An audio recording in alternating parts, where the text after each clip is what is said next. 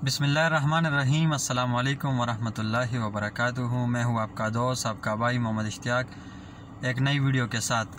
अगर आपने अभी तक हमारे यूट्यूब चैनल को सब्सक्राइब नहीं किया है तो चैनल को सब्सक्राइब करके साथ में बेल का बटन दबा दें ताकि आने वाली नई वीडियो आपको जल्दी से पहुँच सके। अब आते हैं अपनी वीडियो की तरफ, तो चलिए स्टार्ट करते हैं। परिंदों का बादशाह औकाब जब बूढ़ा हो जाता है तो मौत से बचने और दोबारा जवान होने के लिए क्या काम करता है। एक औकाब की उम्र 70 साल के करीब होती है। इस उम्र तक पहुंचने के लिए इसे सख्त मुश्किलात से गुजरना होता है। जब इसकी उम्र 40 साल होती है तो इसके पंजे कंद हो जाते हैं जिससे वो शिकार नहीं कर पाता। इसी तरह इसके मजबूत चोंच भी उम्र के बढ़ने से शदीद टेढ़ी हो जाती है और इसके पर जिससे वो परवास करता है बहुत भारी हो जाते हैं और सीने के साथ चपक जाते हैं, जिससे उड़ान भरने में से सख्त दुश्वारी का सामना करना पड़ता है।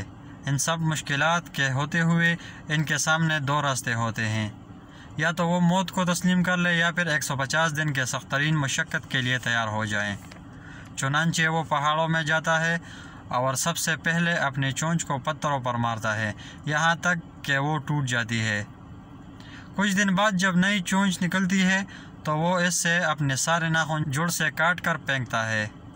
फिर जब इसके नए नाखून निकल आते हैं तो वो चोंच और नाखून से अपना एक एक बाल उखाड़ देता है। इस सारे अमल में इसे 5 माह के तवील तकलीफ़ और मशक्क़त से गुज़रना होता है। 5 माह बाद जब वो उड़ान भरता है तो यूँ महसूस होता है जैसे इसने नया जन्म लिया हो। इसी तरह वो 30 साल मज़ीद ज़िंदा रह पाता है।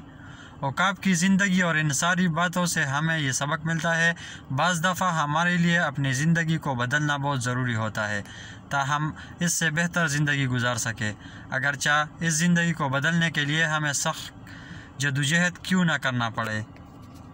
ये थी हमारी आज की छोटी सी वीडियो। अगली वीडियो तक हमें इजाज़त दीजिए। अस्सलाम वालेकुम वरहमतुल्लाहि वबरकातुहू।